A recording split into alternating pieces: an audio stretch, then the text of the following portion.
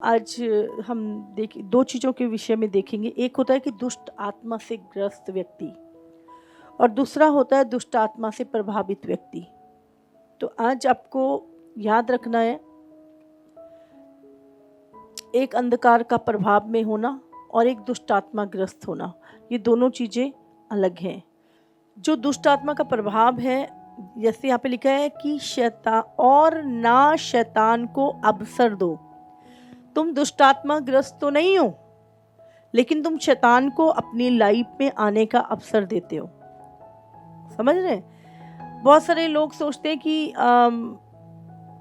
मेरे अंदर तो कोई दुष्ट आत्मा नहीं है, मैं तो प्रार्थना में नहीं खेलता हूँ,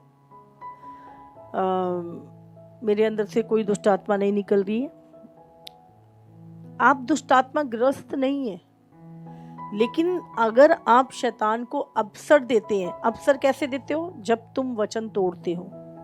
तुम्हारी लाइफ में जब भी तुम वचन से बाहर सोचते हो, करते हो अपनी लाइफ में, तो क्या है, तुम शैतान को अवसर देते हो।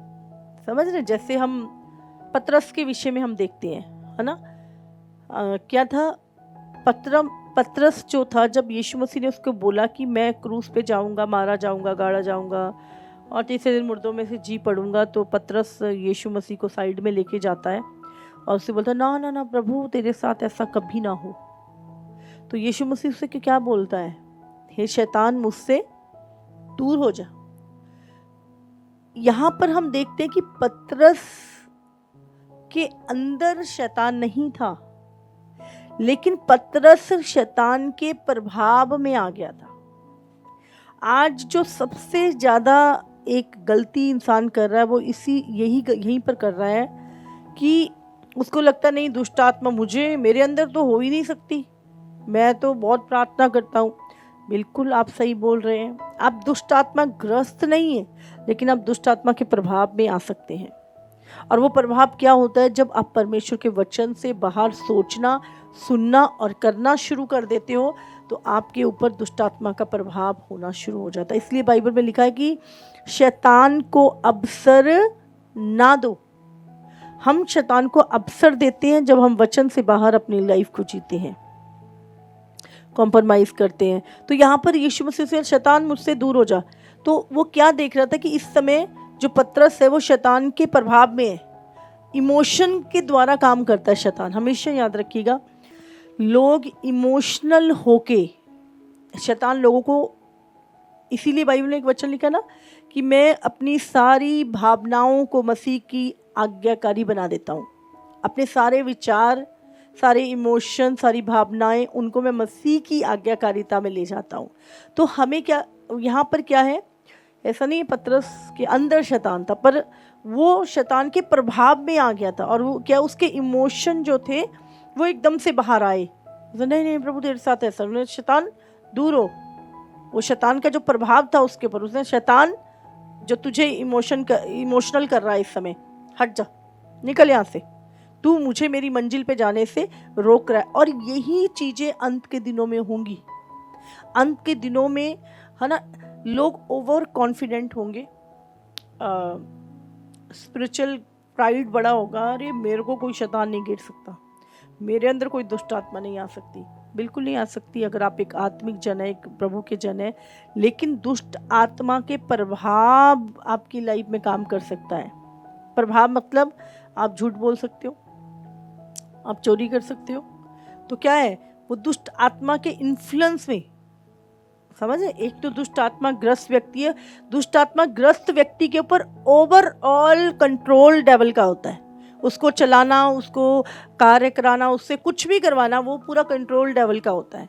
लेकिन दुष्ट आत्मा का प्रभाव जो वचन से बाहर हम काम करते हैं, तो वो प्रभाव है। जैसे यहाँ पे क्या लिखा, 25 में लिखा है, इसका 4 के 25 में, इस कारण झूठ बोलना छोड़कर एक दूसरे से, अपने पड़ोसी से सच बोलो, क्योंकि हम आपस में एक दूसरे के अंग हैं। क्रोध तो करो, आप गलत बात पे क्रोध करते हैं, है ना। अब ऐसे थोड़ा नहीं है आपका बच्चा पाप कर रहा है और उसको कुछ नहीं कहेंगे, है ना। आप क्रोध करते हैं, वो यीशु ने भी क्रोध किया, कई जगहों पर हम देखते हैं। तो क्रोध करना गलत नहीं है, लेकिन कड़वाहट को रखना, गुस्से को रखना अपने हृदय में, ये पाप है। क्या लिखा है? तुम क्रोध तो करो पर सूर्य अस्त होने तक तुम्हारा क्रोध ना रहे। हालेलुया। और लिखा और ना शैतान को अवसर दो। शैतान को अवसर हम करते, चोरी करने वाला फिर चोरी ना करे। आप पहले चोरी करते थे लेकिन अब मसीह में आ चुके हैं, छोड़ दो। आप झूठ बोलने की आदत थी, छोड़ दो। आपको गंदी बातें करने की आदत थी, छोड़ दो। लिखा गंदी बातें तुम्हारे मुंह से ना निकले। जब अगर तुम शैतान के प्रभाव में होगे तो तुम गंदे चुटकुले सुनाओगे, गंदी बातें सुनोगे, तुम गलत चीज़ें अपने मुंह से बोलोगे, गालियां बकोगे। इसका मतलब तुम दुष्ट आत्मा ग्रस्त तो नहीं हो, पर शैतान का प्रभाव अभी भी तुम्हारी लाइफ में है। और यही प्रभाव जब मसीहों के ऊपर आ जाता है, देखो पतरस यीशु के साथ रह रहा था, फिर भी शैतान का प्रभाव उसके ऊपर आ गया था। तो हमें याद रखना है कि हमें जब भी हम वचन से बाहर उस ट्रैक पे जाते हैं, है ना, हमारे विचार जब वचन से बाहर चले जाते हैं, तो इसका मतलब हम शैतान को अवसर दे रहे हैं, उसके इन्फ्लुएंस में आ गए हैं, उसके प्रभाव में आ गए हैं। और वहाँ पर वो कंट्रोल वो एकदम से तो नहीं लेगा कंट्रोल, लेकिन अगर आपने उस चीज़ को रिएक्ट किया तो धीरे धीरे धीरे धीरे एक टाइम आएगा जब आप पूरी तरह से दुष्ट आत्मा के अंडर में चले जाओगे। हालेलुया। तो आपको याद रखना है दुष्ट आत्मा का प्रभाव। आपको कोई भी व्यक्ति कुछ कह रहा है तो आपको उस जगह पे आपका स्टैंड क्या है। मैटर नहीं करता कि 10 लोग आपको दबा रहे हैं, 10 लोग आपको कह रहे हैं कि ऐसे नहीं ऐसे बोलना है, 10 लोग कह रहे हैं कि नहीं है यही करना है हमने। आपका स्टैंड क्या है, समझे? मेरा अपना स्टैंड है कि मुझे लोगों के स्टैंड से कोई मतलब नहीं है। मेरा अपना स्टैंड क्या है, मेरा स्टैंड वचन से मैच करता है नहीं करता, है ना। तो आपको इस चीज़ का ध्यान रखना है कि आपको इन्फ्लुएंस नहीं डालना अपने ऊपर। आज बहुत सारे लोगों के ऊपर, वो मसीह में तो है पर उनके ऊपर जो इन्फ्लुएंस है वो वर्ल्ड का है, इन्फ्लुएंस है जो संसार का है।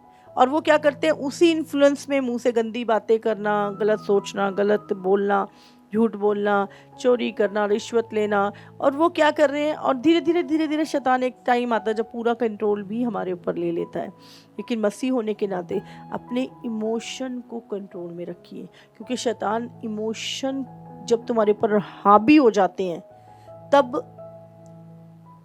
तुम्हारे माइंड का जो कंट्रोल है वो डेविल के हाथ में चला जाता है। अपने विचारों को, अपने इमोशन को कंट्रोल में रखना, तभी हम एक सिद्ध व्यक्ति बनते हैं। तो हमारा जो मल्लयुद्ध है, मल्लयुद्ध किससे है?